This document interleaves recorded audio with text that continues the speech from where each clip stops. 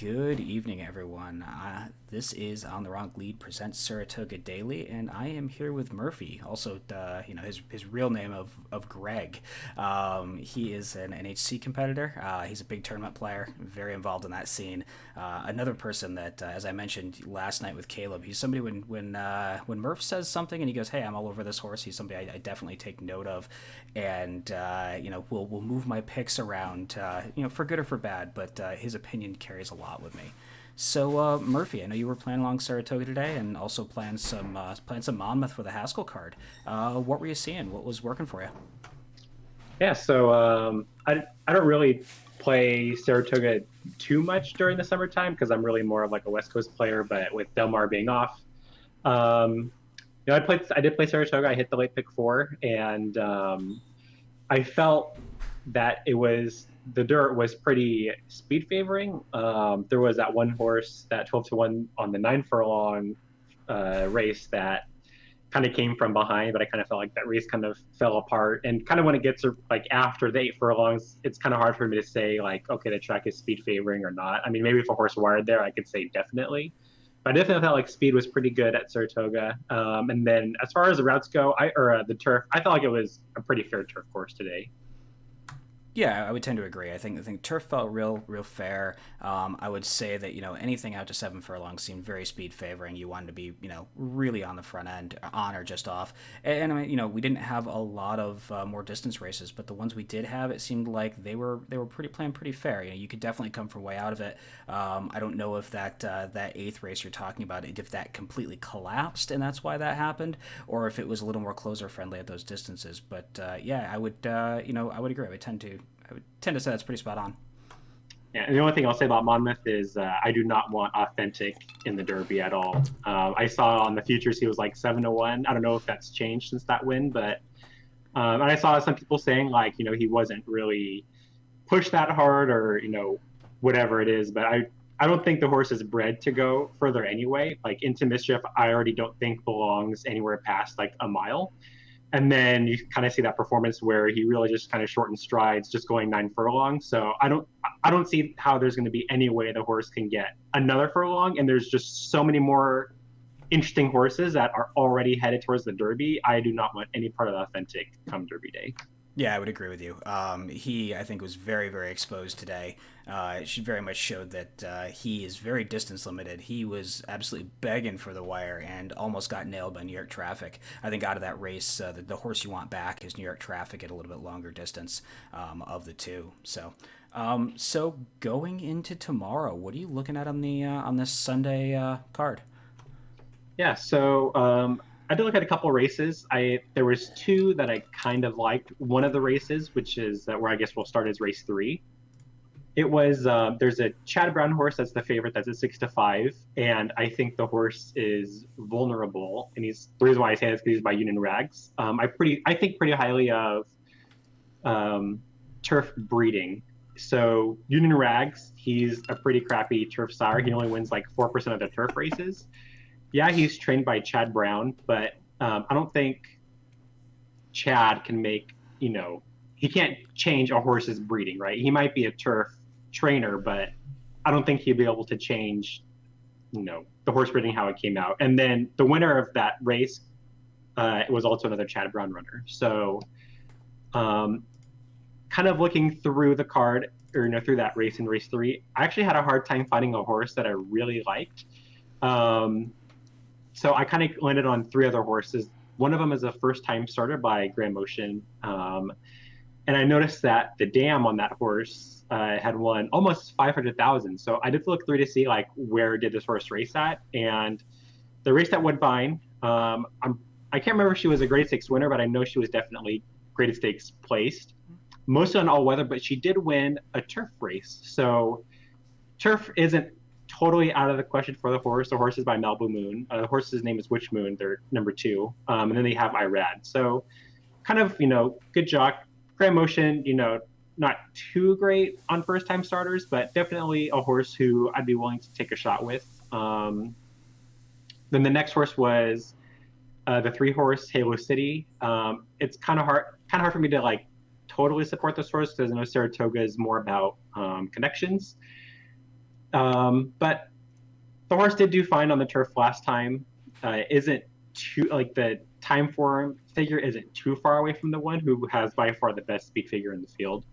And then the last one is number 4 in front, which I do think is bred for turf. They have Shug and Rosario, the same speed figure that the one got last time, but I'm not really sure like what they're trying to do with the horse. Never ran at a mile. They obviously think the horse could go further because they've been doing these 8.5 furlong races, 9 furlong. The last one was 10 furlong. So I don't know. Maybe they're just trying different things. Maybe they don't know where the horse belongs, and that's why they're deciding to shorten up the horse now.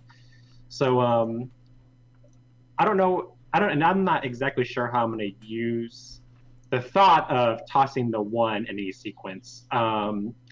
I didn't really love any of the horses in the race before or the race after, so it's hard for me to say that I want to do like a daily double.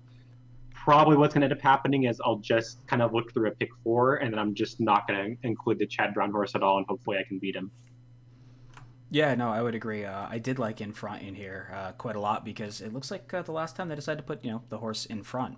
The horse was definitely on the lead. It looks like was a little bit short last out. This is second off, so hopefully the more conditioning is there and they're cutting back. Cutting back a little bit, coming back from a mile and a quarter back to a mile. And you look, there's a Belmont race in October of last year where the horse was also on the front end and arguably is the best race that horse had run. So I think the idea here maybe is we're going to be a little bit more forwardly placed and, hopefully that there's definitely some pedigree there, both top and bottom, and I think they're hoping that can get him home.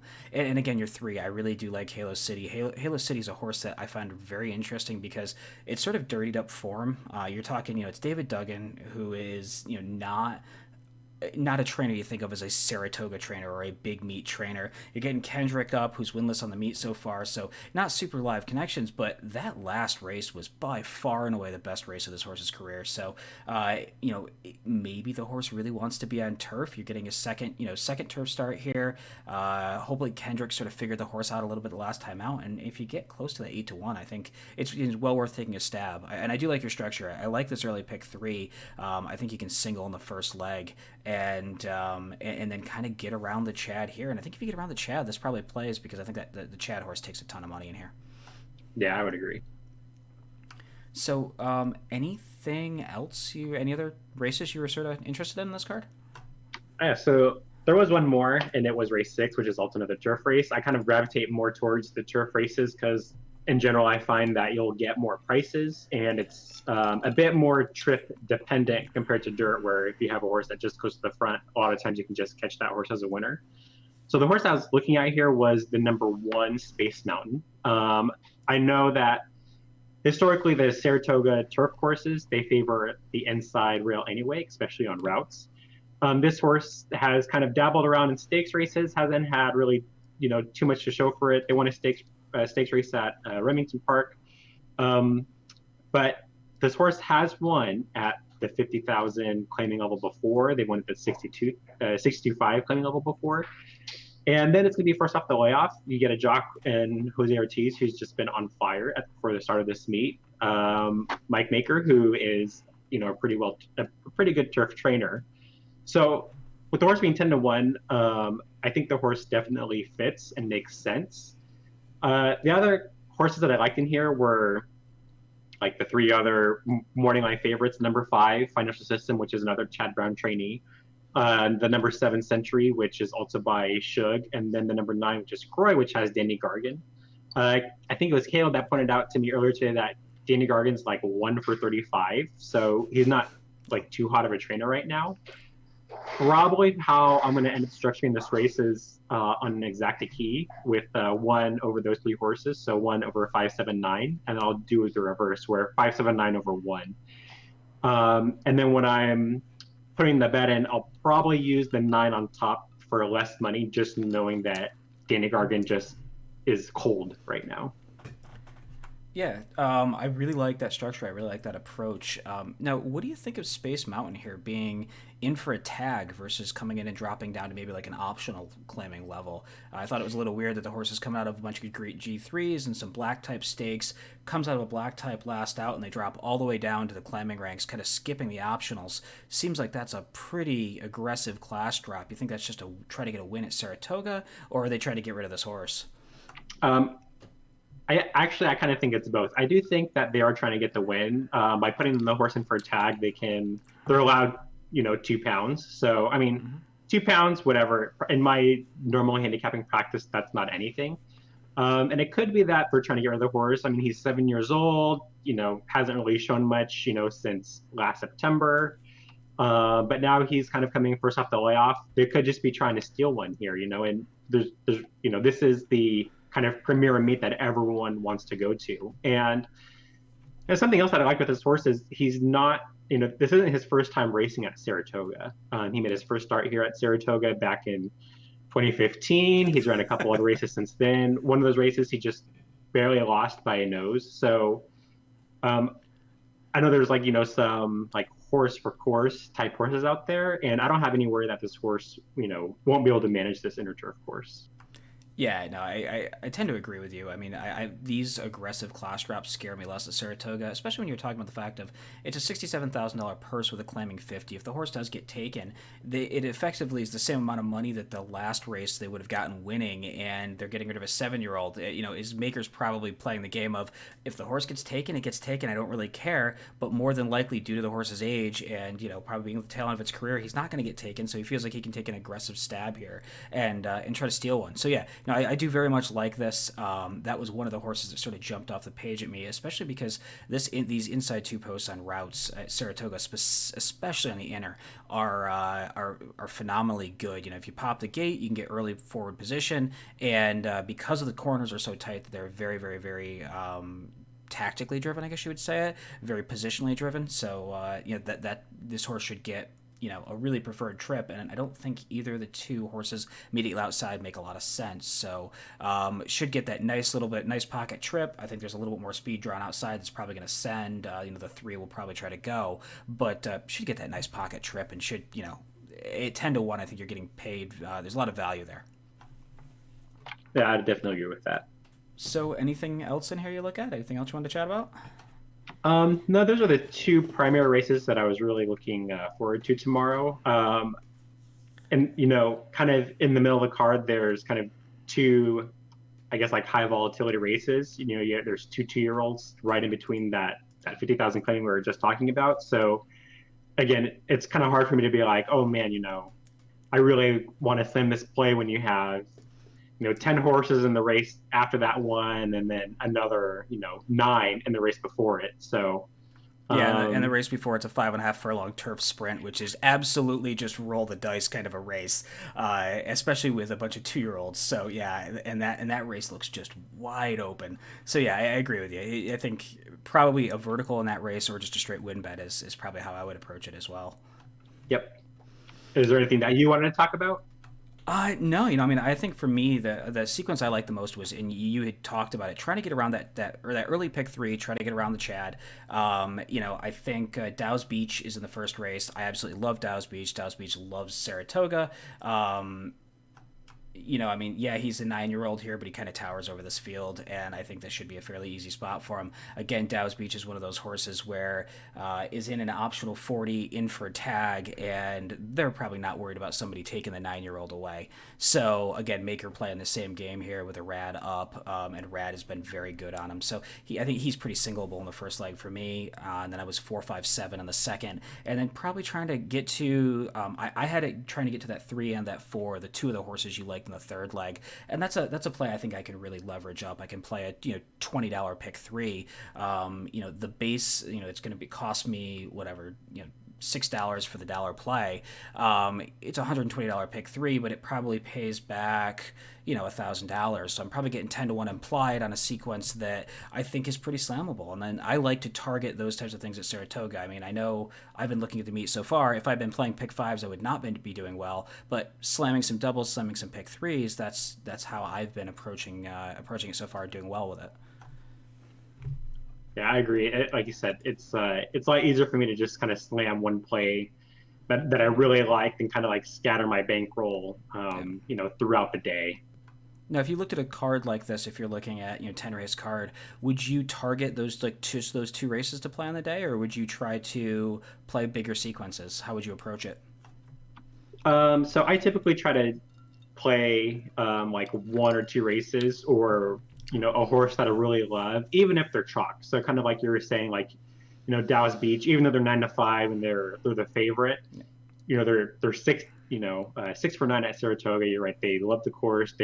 I'd look for another race, or if there's a favorite that you like again in the race two that you love, go to the pick three and you kind of just expand out. If you have two singles in two races, and then there's like you were talking about that for that third race, beating the Chad Brown 6-5. If a lot of people end up singling that horse and that horse ends up losing, you can capitalize on that kind of thing. So I used to play a lot more pick fours, pick fives. I kind of have come back to that now with these bigger pools at Saratoga and Del Mar. Kind of when things return back to normal with Santa Anita and the typical cards where you don't get graded stakes races every day, I'll probably return back to focusing on that one or two races that I can really slam a play that I love. Yeah, no, very good. I like that. I think that's a smart approach and smart way to structure things. Now, did you happen to take a look at the Lake Placid? I was sort of wondering. I mean, I know you're a turf guy, and I didn't know if you had an opinion there. So I did briefly kind of look at it. There wasn't one horse that really stuck out on the page to me. I think if there was a horse that I would try to play, it would be the number 3 horse, Lashara. So American Pharaoh, which funnily enough, he's kind of been more of like a turf sire in my opinion than anything. Kind of had a little bit of slow fractions to run into last race out. Was flying late, as we like to say on the Discord. Kind of Mark Cassidy, a lot of things to not necessarily hate, but not love either. And they'll be 4-1. I can, they're third choice on the morning line, which, could change. Christophe Clement has a horse that's 5-1. There's another horse that's 6-1 right behind it, that one last race. So, if Lashara, I can see, maybe they'll stay around the 4-1 and be the third choice, or they might kind of climb up the odds board a little bit and might be ignored. I mean, the figures are there. Last time for him was 105. That's pretty competitive with, the favorite who ran a 105 last time. The number 6 Setting Sky ran a 103 and a 101. So the 3 has already ran a high figure. Although that's like negligible to me. The 4 ran a 104 last time out. So, we'll see. Interesting enough, the number 2 horse, which is 8-1, ran a 107. So that's the highest speed in the field. Again, Jose Ortiz, kind of cutting back in the distance. And, they were leading at one point in that allowance race. So that's kind of another horse that did interest me. Although I think this horse is a lot wider open to where I didn't have like a super strong opinion on a horse that I like. But if I wanted to take a chance with a price, I'd probably try the 2 or the 3 horse. Yeah, I actually was very excited about your 3. I think that was probably my top pick in here. Just trying to get around the favorites. I do think Cat's Pajamas, on the outside, who I think is the favorite, 5-2 on the morning line, makes a lot of sense in here as well. But I think this is a race that feels wide open. I think you can go a number of different ways. Maybe see how the turf is playing, and I would imagine they'll be playing much like it was today, where it was fairly fair, if not a little bit speed favoring. But yeah, I just I always like to see these. These a lot of times in this part of the year, you're getting these 3-year-olds that are really developing, really setting up for a fall campaign. A lot of these are lightly raced fillies, so it'll be interesting to see who takes that next step forward and really becomes a dominant force, in this 3-year-old filly division. So, yeah. What I thought was kind of more interesting was Chad Brown doesn't have a runner here, who I think last year he had the only runners in this field. So it's like a complete reversal from how it was last year. Was this that 4-horse Chad Brown race where the priciest one won? Yep. And everybody was just up in arms about it because it was the horse just ran back too, and I'm trying to remember the name. What was it? The day or two. All I remember was Yeah, I can't remember. I remember that dog tag was in there, and Dog I tag. was at the track that day, and I was like, "Well, I'm not going to use all three horses. I'm just going to use two of them, I guess." So I was like, "Which one do I hate the most?" I'm like, "Well, I guess dog tag." And sure enough, he lost. And I'm like, "Well, like I read something right on the, 1 in 3 chance to pick the wrong, pick the horse to toss," and I ended up being right. Yeah, no, dog tag. What I was thinking of, dog tag ran back and did not run well. What was it yesterday? I think dog tag ran back. So, yeah, I've sort of not much loved dog tag much in a while. So, can agree with you there. So, hey, thank you very much for the time, man. Very much appreciated. Always nice to get your input. I think you're somebody who has a lot of really good opinions. If you guys like this content, please like and or subscribe. And yeah, come hang out with us on Discord and pick Murphy's brain on tournament strategy. Yep. Thanks for having me. Hope to see you guys there on the Discord.